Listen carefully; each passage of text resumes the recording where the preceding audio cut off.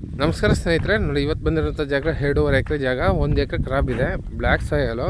ಜಮೀನು ತುಂಬ ಚೆನ್ನಾಗಿದೆ. ರೋಡ್ಗಿಲ್ಲ ಅಂದ್ರೆ 300-350 ಅಡಿ ಇದೆ. ಏನು ಆ ಜೋಳ ತೆಂಗಿನ ಮರ ಇದೆ ಮನೆ, ಆ ಜೋಳ ಅಲ್ಲಿಂದ ಸ್ಟಾರ್ಟ್ ಆಗುತ್ತೆ.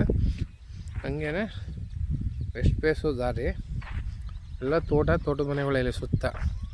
ಮಣ್ಣಂತೂ ಸ್ವಲ್ಪ ಬ್ಲ್ಯಾಕ್ ಇದೆ.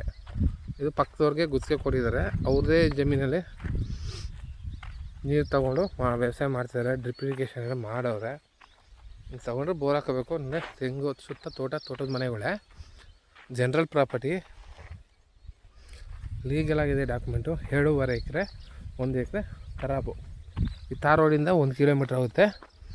ತಮಿಳ್ನಾಡು ಅನ್ನೂರು ಕೊಯಮತ್ತೂರಿಗೆ ಹೋಗುತ್ತೆ. ಆ ರೋಡಿಂದ 1 ಕಿಲೋಮೀಟ್ರು ಮೊಡ್ ರೋಡು.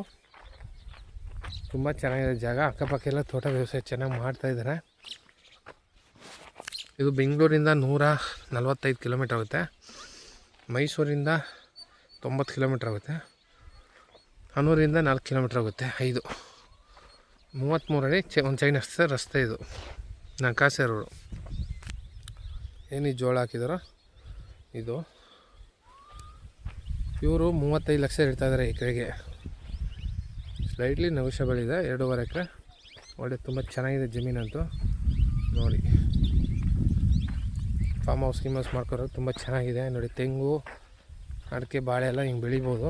ಇದೇ ನೋಡಿ, ಸುತ್ತ ತೆಂಗು ಹಾಕ್ಕೊಂಡು ಹೆಂಗೆ ಮಾಡ್ಕೊಂಡಿದ್ದಾರೆ. ಇವರೇ ಇದನ್ನು ಮಾಡ್ತಾಯಿರೋದು. ತೆಂಗು ಇವ್ರು ಸೇರಲ್ಲ, ಬಟ್ ಪಕ್ಕದಲ್ಲಿ ಈ ಥರ ಬೆಳಿಬೋದು ಅಂತ ತೋರಿಸ್ತಾ ಇರೋದು.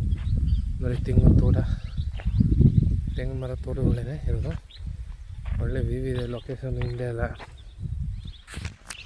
General property, legal document.